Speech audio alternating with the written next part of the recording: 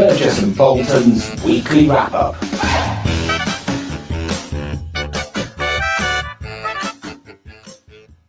Hello, Ben. Hello, Jeremy. Happy nearly Friday and happy birthday for last week. Well, thank you very much. It's very kind of you. Yes, it was a bit of a mad one last week, so I'm celebrating it this week.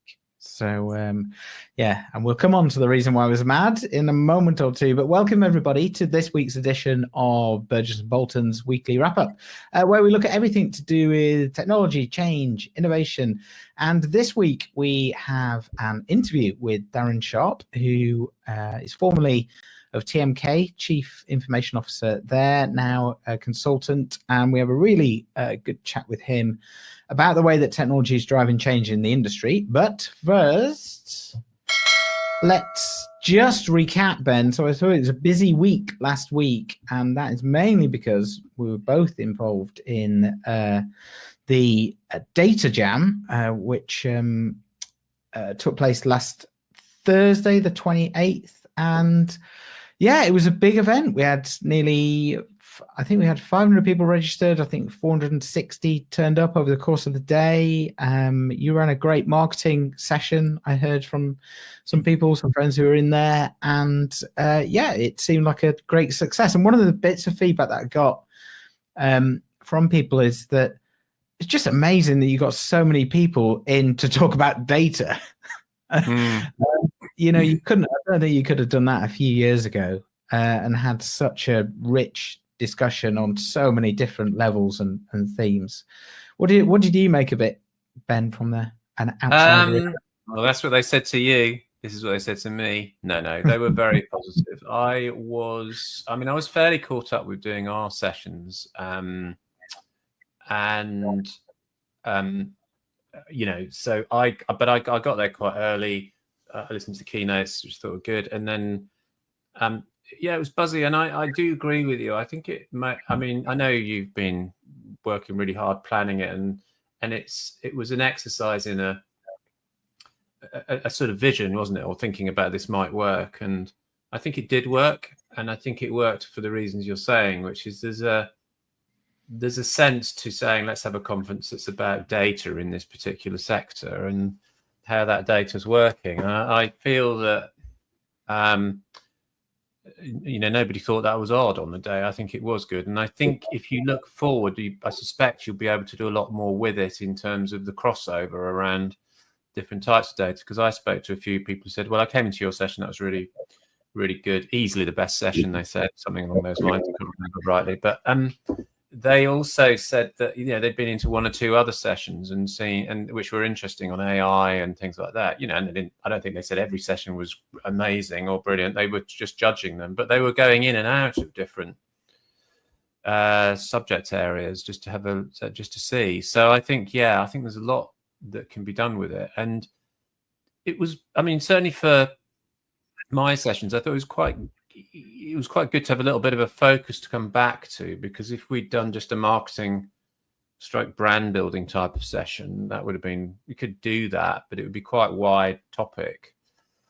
But we did, we were able to sort of focus on where the evidence and the data helped. So we were talking about how do you convince, boardroom executives to invest in marketing or more in marketing.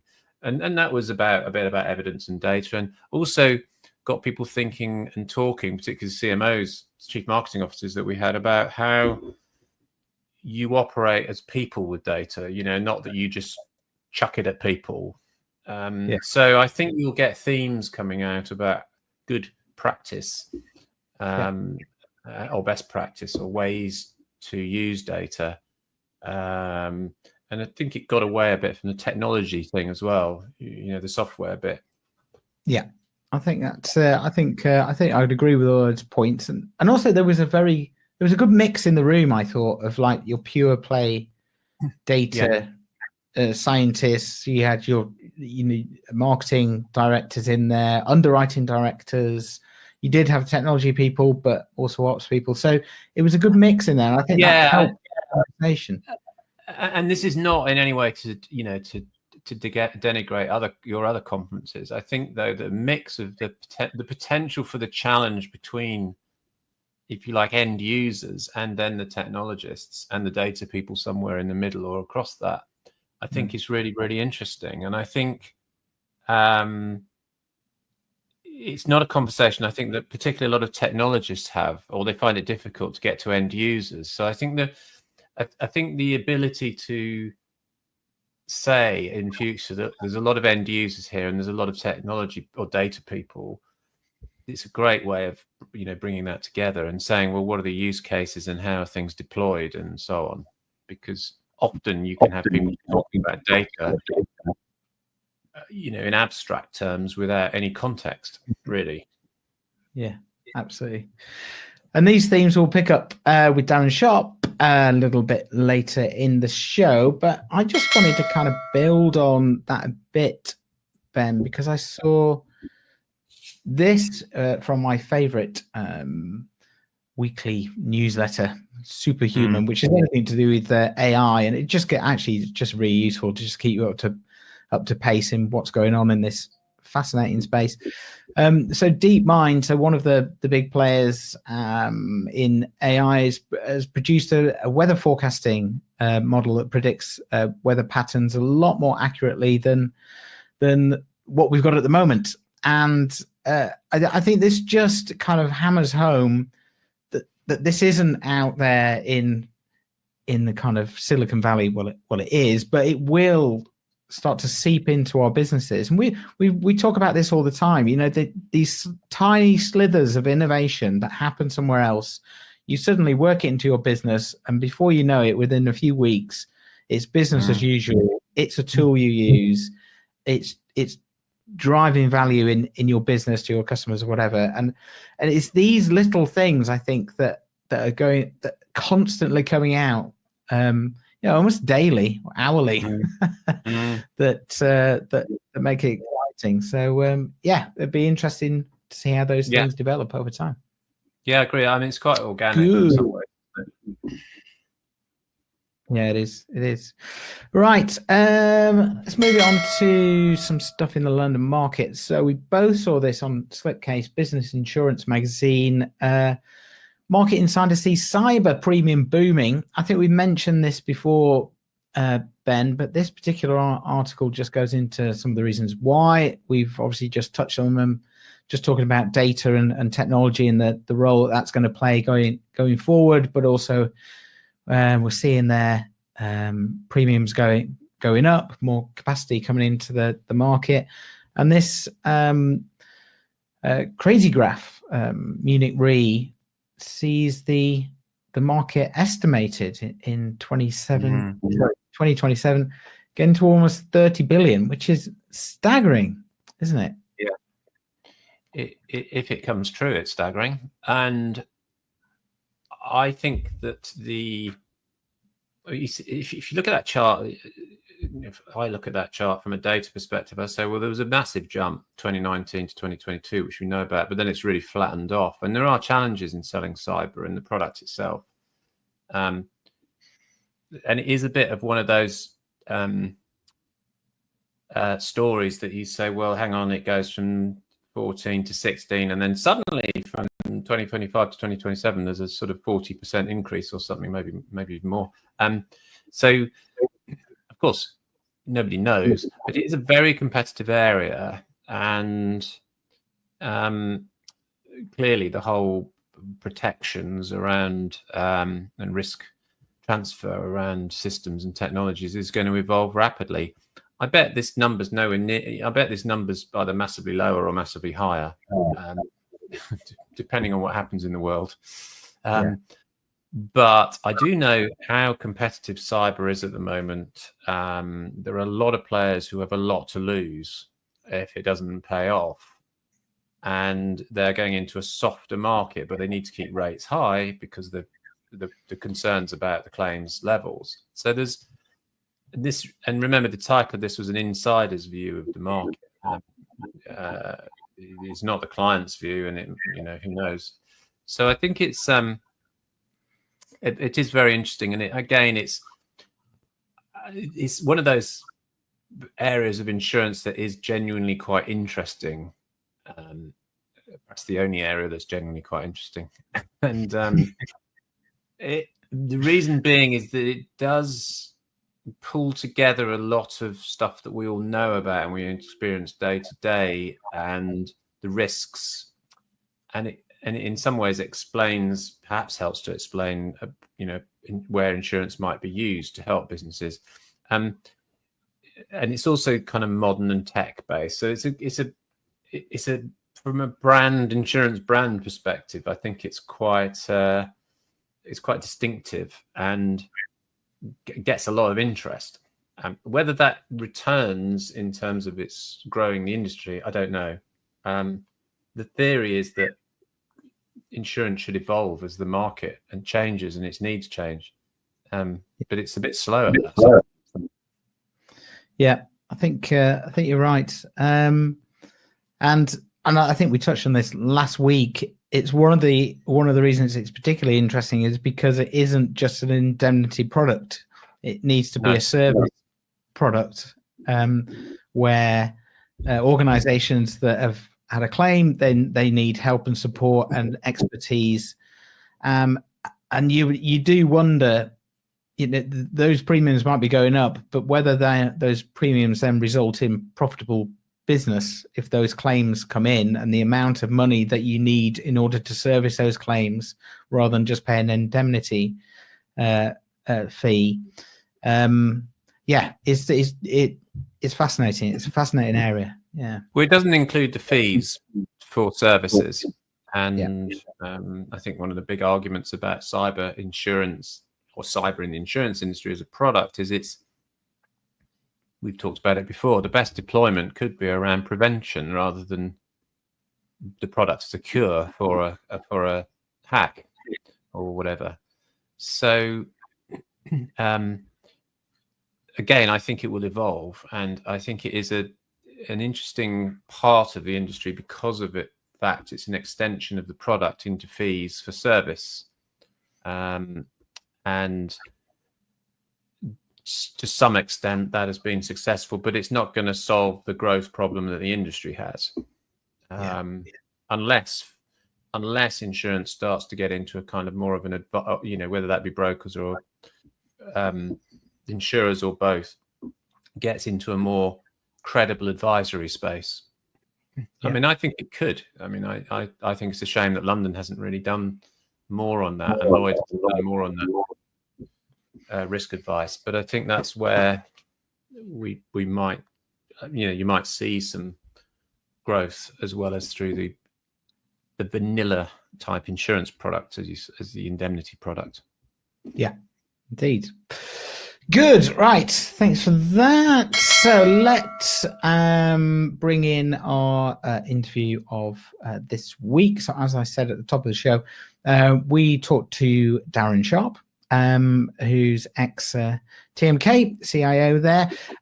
So let's run the video and then we'll come back and just chat about what he talks about. So we're joined today by Darren Sharp, who was CIO at TMK, but now is a consultant within the London market, particularly to do with technology, change, innovation, the stuff that we like to talk about on the show. And thanks for joining us, Darren. It'd be great to get your thoughts really about, I guess, how you see technology driving change in the London market, and perhaps we can then have a chat about where we think it might go. Absolutely. Well, thanks for the invite. Good to see you both.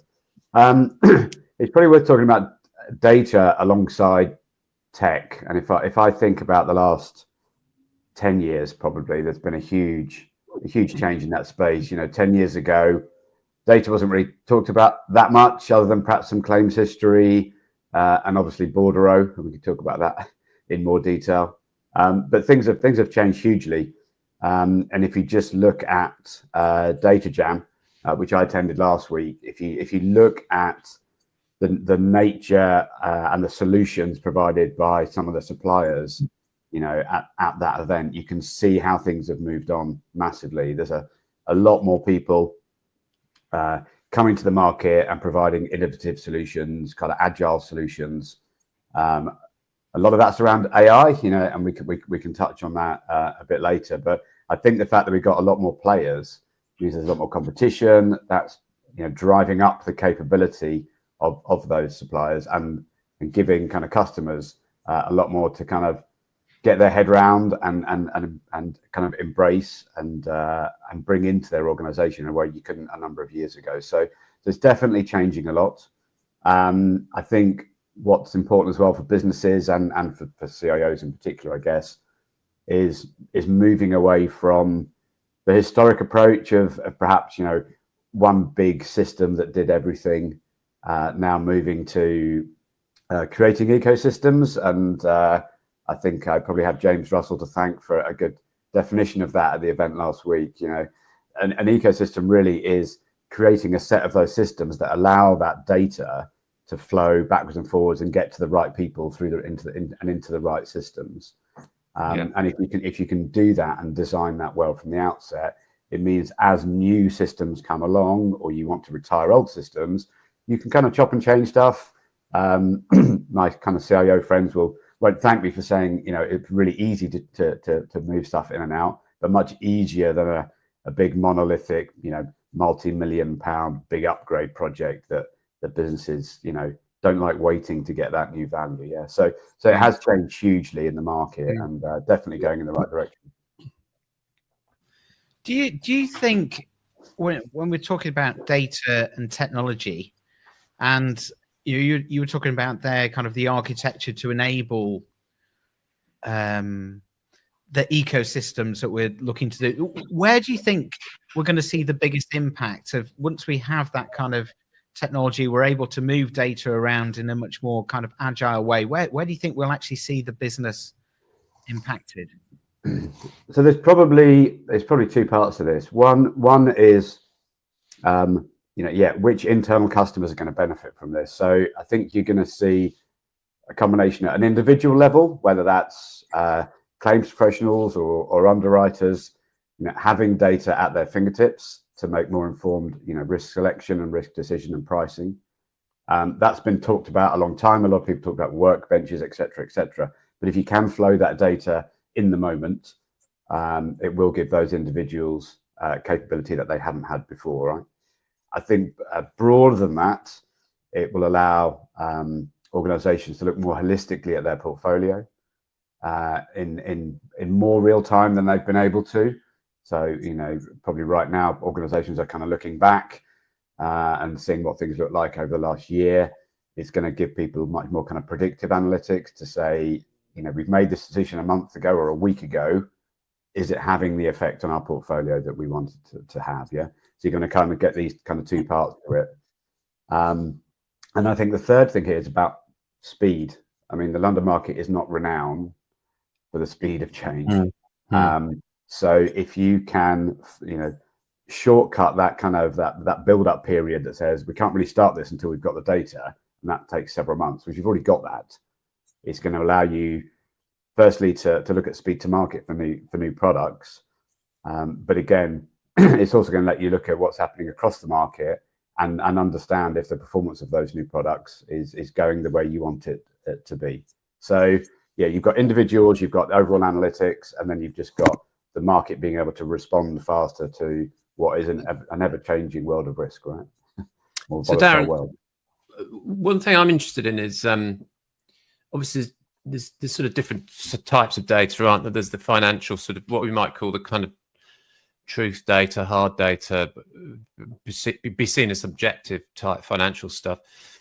And the other thing in what you're saying is that the technology should free up time, shouldn't it? And then is there a sense that actually, if this is an art and a science, underwriting, let's just keep it to underwriting for a second, that you get better decisions because there's more time? Because one of the problems of the speed is just not enough time. There's so much administration and bureaucracy going on that you just can't, people get tied up in knots. So are there different types of data that start to come in more or less when you get into this new scenario? Yeah, there are, and if you look at things like, compliance and regulation, that it's not easing up, is it? And, and all these things add more and more and more burden to underwriters and underwriting teams and teams across these organizations as well. So you're absolutely right. You've got to create headroom for people to make better decisions. Now, having better data helps you do that, but if you're still then rushed off your feet, you're not going to make the greatest decisions. So utilizing some tech to flow the right data to people in the right timeline is important. Using AI in the right way, and we can talk about AI use cases, but if you can create those bits of efficiency, you don't want an underwriter swiveling in his chair and typing into a sanctions checking tool to know if you can write a risk. That should be an instant flag that says yes or no. And all these 5 minutes, 10 minutes here and there, they all add up. Yeah.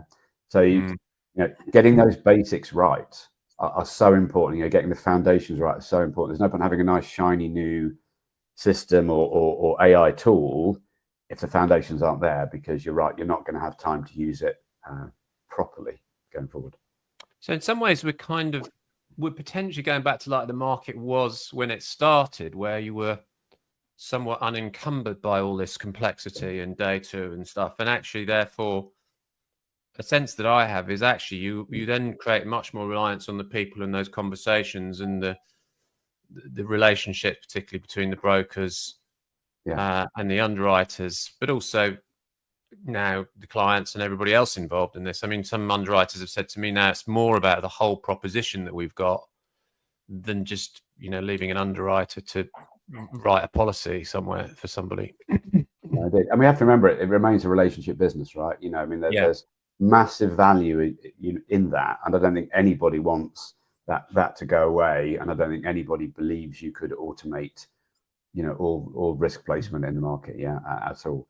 It's making sure that as kind of life gets harder and uncertainty increases, that you keep that space available for those relationships and the time that's needed for those relationships to keep happening.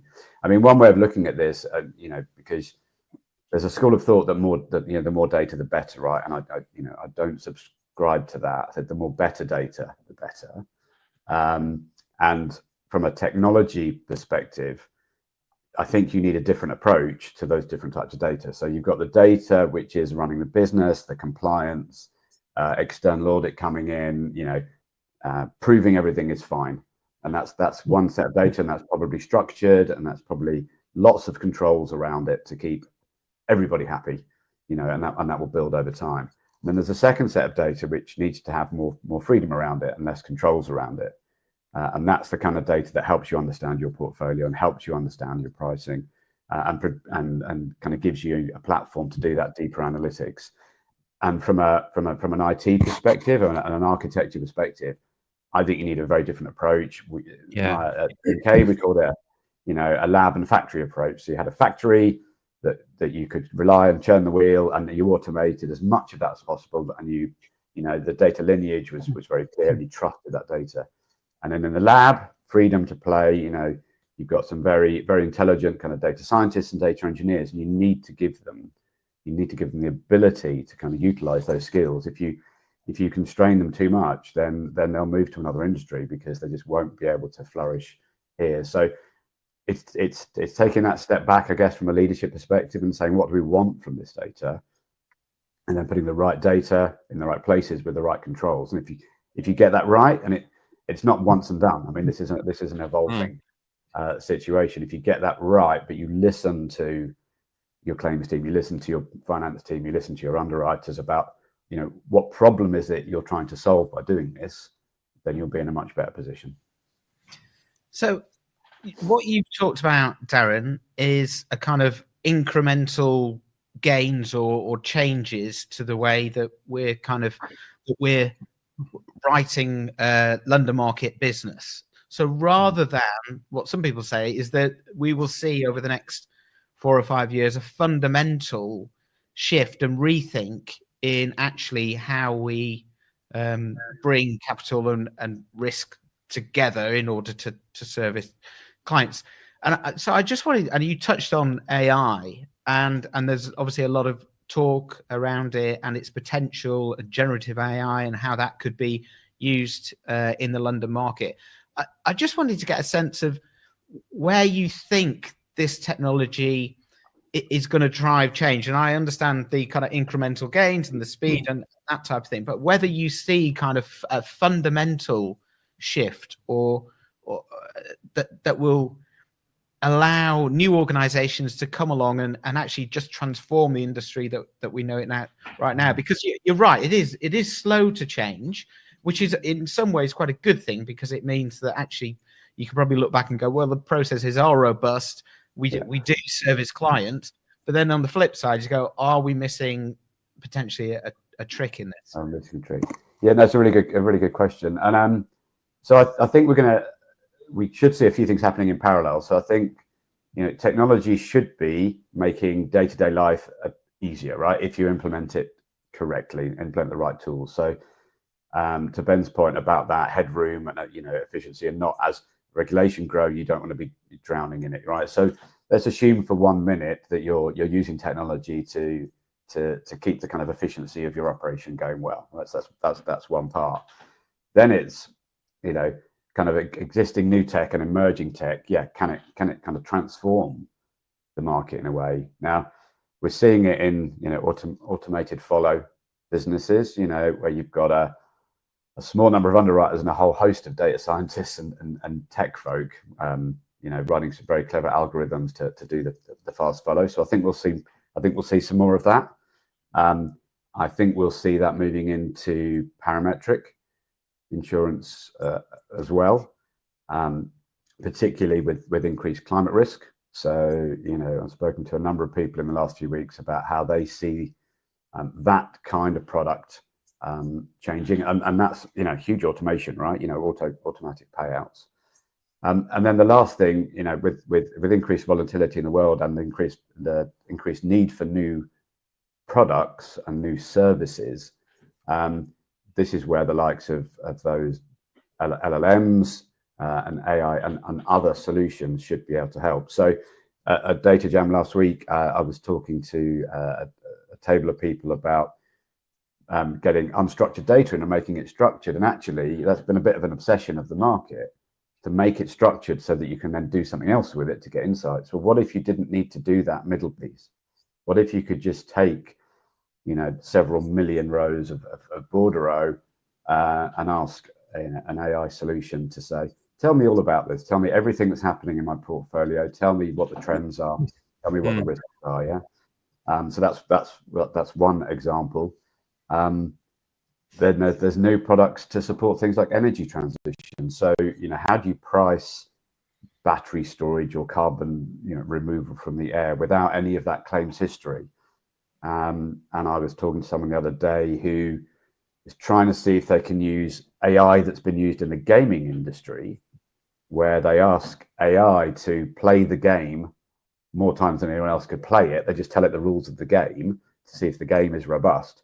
Could you ask it to play the rules of kind of climate products or climate change to help underwriters and underwriting teams come up with strategies to help price those risks? So, there's the basics of all these things. There's the basics, and then there's the kind of shiny new stuff. But you don't move everything to the shiny new stuff, because if you don't get the basics right, you'll never have the time to do anything with the shiny stuff.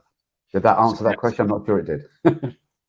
Yeah, I think it did. I was going to. What I wanted to say was, and I will say it, is that seems to me, this is my hypothesis or challenge, I suppose. It seems to me a lot of what goes on around technology and the thinking drives towards automation or cost reduction of the existing business. In other words, the problem as it's perceived is we've got a very expensive cost base, and technology will alleviate that cost base in all sorts of different ways, but that's primarily the aim. But we've also talked on this show about, and other people like David Howden have talked about, the industry isn't really growing. The P&C industry isn't really growing because it's not innovating. So I wonder what your view is on how much the focus is on innovation. I get things like parametrics and things like that, but while they're innovative in a technological sense, it seems to me they're reductive in in what they do, because they solve one problem at a time. Like if you miss your flight, you get a payment, or whatever it is, whatever type of product it is. But it doesn't necessarily look at the bigger issue, which is if my flight has gone down and I'm a business executive, I actually want to get a hotel and get home, and I need some other things that are more softer, subjective things to happen. But we don't address that. We don't do that. And there's products like cyber and things where there's services now coming in and so on. So I was just wondering how much that you think all this data and stuff that's going on is moving towards allowing us to be more innovative as an industry. Again, good question, Ben. Yeah, I mean, as an ex-CIO, always pressure on costs, right? And there's that risk if you're constantly looking at saving half a percentage point here and there, you're missing the bigger picture, right? So when you're looking at what you spend your money on, I think you need to be looking at value rather than cost. So you've got the running the business, and it makes sense to be constantly looking at how you can do that better. Especially if you're growing your business, you want to decouple your expense growth from your top line growth. But that shouldn't be where all the effort goes. That should be just something you do year in, year out. I think you need to have separate funds for innovation, and I think you need to be very clear what you mean by innovation as well. So there's innovation in terms of insurance products, and the market's got a good reputation for doing that, responding and being the only place to be able to insure certain things. And then there's being innovative as a market and as your own business. And I think they all go hand in hand. There's a risk if you just focus on product, well, then you lose out on the speed to market, or you don't have the right data, and you can't really launch that product well because of all the other things that are missing internally. So you've got to look at where that kind of lack in capability is in your organization, and make sure that in separate kind of ring-fenced investment is split appropriately. But then there's the broader market piece, and I think there's great relationships across markets, and some organizations work well together in the innovation space. Between broker and carrier, for example, to come up with new products. Certainly had a good example there. Working with TMK. I wonder. I think innovation is a word a bit like transformation. It means different things to everybody, and I think it would be good as a market to perhaps get a few heads together and say, right, what do we mean by this, and what could we do individually that gives us competitive advantage, and what could we do collectively that gives the market, competitive advantage to either grow the market or make sure the market stays relevant. So I think summary, probably splitting the two bits of spend, running and optimizing your business, fine, but not at the expense of investing in new things, and investing in doing things different. And you need a bit of a mindset change to do that. Yeah, my concern, I suppose, is that if you look at London, it's also quite passive in terms of how it trades. Still, it's very much underwriters waiting for brokers to come to them. And you might argue, well, technology might make that worse, because everybody just literally sits in their office or at home pressing a button to do the existing thing, but the pie doesn't grow at all.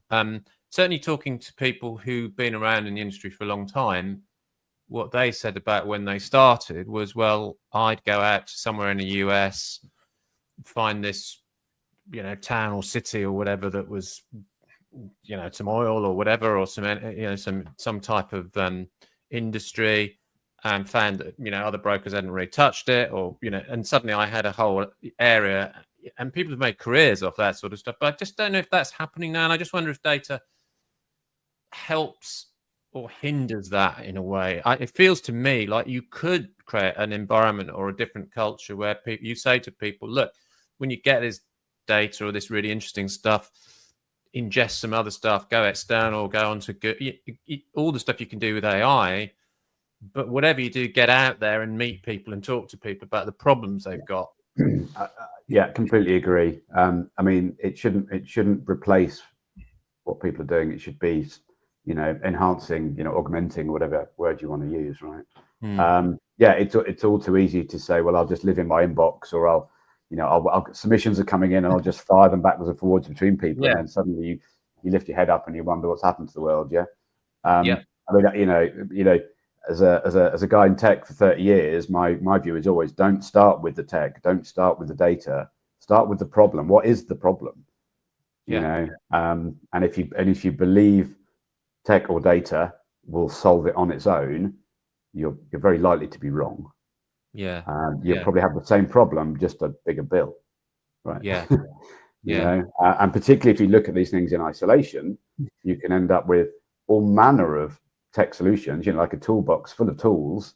You don't really know how to use any of them, and you've still got the same problem. So you've back to the kind of culture and mindset piece. You've got to understand what that problem is. You've got to think ahead about what problems are coming. That's hard, but you have to do that, and you have to do it on an ongoing basis, and then find the right solution. And sometimes the solution is change of leadership. Sometimes the solution is education, and sometimes it's tech. But most of the time, it's all of the above. Yeah. So, do you think we need different types of or different talent then from outside of industry, or do people in the industry get what's going on, or I think there's some sort of cost obsessed financial people basically? There's some fantastically talented people in the London market, and I think it's our kind of duty to allow them to use that talent, and we should embrace that talent and support it as best we can.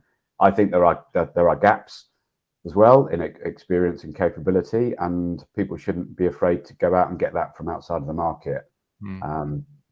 I've seen that work in IT. I've seen that work really well. Bringing people from telco or banking or whatever, and they go, "Have you thought of it this way?" And you think, "Oh my God, no! We've all been so busy thinking about it from a London market perspective." I'm not saying that's the solution necessarily, but it brings that diversity of thinking and the challenge and the ongoing challenge. And I think that's possibly missing in certain businesses and certain lines of business, that a bit more of a challenge to think of, could we do it slightly different way? Yeah. And the answer might be no, right? But at least you've had the debate, and it's an informed decision rather than just, well, we'll just keep doing the same thing for a few more years and hope that we get a better outcome, So keep mixing it up, and keep, it's important to challenge yourself and important to challenge your team, but in a nice way. So I was just going to finish, Darren, just by kind of asking you if you like to kind of predict the future. And you've talked a little bit about Smart Follow, and I think we could have. Ben's going to come in now, but you talked a little bit about. Just such an easy question to finish on, Darren. Yes, just predict. No problem. That'd be amazing. But you talked a little bit about Smart Follow and algorithmic underwriting and things like that. And it's an area that we've talked about a couple of times on the show, and it was fascinating at Data Jam that we had that panel discussion, and they were talking at a very strategic level about how this technology could change and impact on all the things you've been talking about. And skills and capabilities came up because I think Faris is new to the industry and was attracted into the industry because of the exciting developments that we're seeing in kind of tech and ops. So yeah, just to finish, like, where do you think, what's the route? Have you got kind of a North Star that kind of share? It's a tough question, isn't it? I mean, as someone who set up his own business, so if I had a crystal ball, that would be amazing, right? Look, I think the fact that you were able to put on an event called Data Jam and have a full house and have so many people from the London market there is testament to the change in mindset, and testament to the recognition, I think, that today's leadership understand that they've got to embrace technology more, invest in technology more to stay relevant for the market. So I can see that trend continuing. I think, again, to your point though, there's not divorce the tech from the people piece. So got to educate people, right the way through, board underwriters, staff at all levels, really help them to get the most out of these tools, get them involved in the decision making as well for those tools, and get people thinking about problem statements and trying to predict what problems there might be in the future. So I think if you can do that, I think you'll see the market getting more and more out of technology and making better use of the data. Do I think something magical will happen in a couple of years' time and the whole market will change? No, I don't. But that's probably good, because I think there's a chance it could all kind of blow up if you did that. I think an evolution, but an evolution at growing pace with growing clarity of direction, I think is what we'll see. So one thing, Darren, just to I dodged that well, didn't I? That was really good. Yeah. One thing I was just wanted to ask, because you've been in the the CIO kind of role, how that works, and it seems to me that with things like AI and ChatGPT and things, they're the first type of tools really beyond your kind of Microsoft type, Apple type stuff, desktop stuff, where you've really kind of potentially democratized use of technology to do things. Yeah. And that really interests me, because it seems to me that you've got a more of a bottom up thing now, where people can go and play around with ideas for not much money, and then go and propose something to somebody in a big business as to how it works. Do you think do you think I'm kind of right in that, and that's got some legs? And also, does that potentially kind of break the what's that word, hegemony of the IT function that's largely determined everything in every financial services business? Yeah, I do think you're right. I mean, Gartner used a phrase called citizen developer, right? And this is before AI came along. This was just other kind of tools in the Microsoft suite, and everyone was going to go off and build applications and stuff, and didn't quite pan out that way. No. But you're right. I mean, you can have a small number of people on the board, or you can have several thousand people in the business every day coming up with new stuff. I mean, I know which one I would want, right? Yeah. So you have to enable that. But we're in a highly regulated industry here, so it comes back to that balance. And if you can allow people to use the tools safely, so you're protecting them, and that's the role of IT here and information security, right? Make sure they're safe, and a lot of that comes down to the real basic stuff around data access, right? AI will only find what you could find if you had the time to look for it manually, right? So you've got to get the guardrails in place to allow people to do it. Otherwise you're lining themselves up for issues as well, right? How did you do this? Where's this data come from? You've presented what to the executive, and you've said it's the truth. Then everyone kind of distrusts it. But if you get that right, then IT love that. I mean, a lot of people assume IT want to control everything, and they don't. They really don't. They actually want the business to be able to get on with their job and be happy doing it, because if the business is happy, then they're nicer to IT. Right? So IT wants to support, the pricing teams and data scientists to be able to crunch massive loads of data. They want to support the business to be able to do whatever their day job is more easily. It's just that balance. I mean, a CIO's job in financial services is hard, because you're constantly, you've got infosec, service, and then business change, and you've got this constant pull of those three things all the time. But yeah, if you can get the business doing this and coming up with ideas, then that's like a hackathon every day, right? Brilliant. I mean, if a business can get that balance right, they're the ones that are going to rise to the top, and they're the ones that are going to truly come up with innovative ideas, and they will be driven, I think, from the employees, more likely the employees than from the board. It's fair to say, and understandably so, right? Nothing against the boards, but I think that's just reality. Darren, it's been great to talk to you. Thank you ever so much for your time and your thoughts, and we'll get you back on the show in a time, and we'll sense check whether you were right or wrong. Yeah, a few years' time. Yeah. Well, thanks for having me. It's been great to be part of the show. Thanks, Darren. Brilliant. All right. Thanks very much. Bye-bye.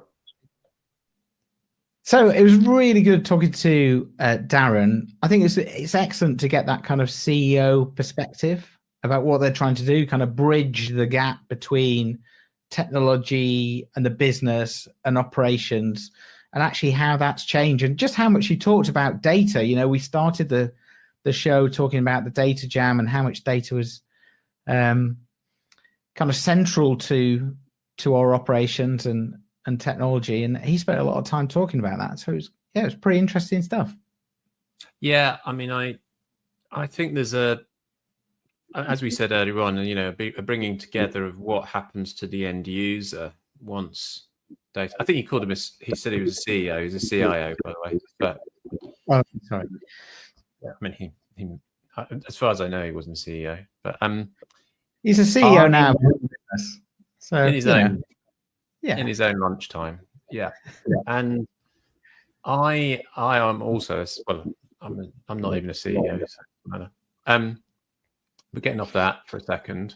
The thing I think is really interesting in that conversation is still around what does this do, and does data and the way that it's all going and stuff, does that really change this industry and what it does and the people in the industry? Because it's still the people who carry it.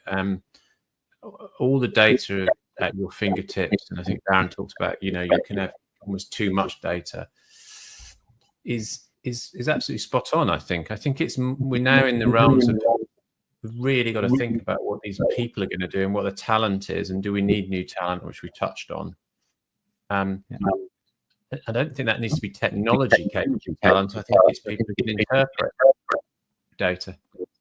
Yeah, I think I agree with you, and I think it was interesting. I kind of took away from it kind of two sides to it. The first being how you can use this technology on a kind of tactical front, to improve speed, bring in different data sources, get them to the right people, and that type of thing. And then kind of more strategically looking at how this technology might drive innovations in products, quicker business models that are enabled by this type of technology. So I've heard the case study from Hiscox about how they used generative AI in underwriting. Now, it was only in one class of business, but it's pretty impressive what they've done.